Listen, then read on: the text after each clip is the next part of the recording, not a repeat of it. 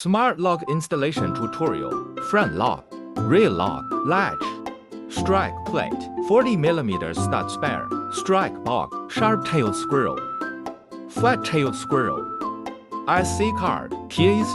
If the distance between the measured door thickness is 35 and 45, there is no need to replace the square pad. If the distance between the door thickness is 46 and 55, the square tube needs to be replaced and replaced with a spare square tube. Open the battery cover of the rear lock box, unscrew the fixing screw and remove the rear lock washer.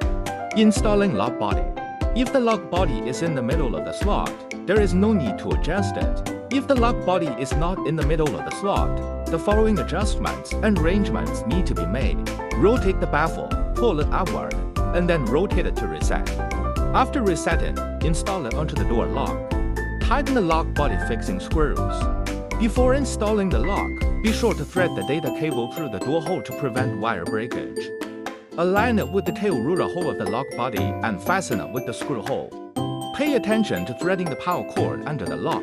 After installation, pay attention to threading the lock gasket through the power cord first. Tighten the screws, but do not tighten them for later adjustment.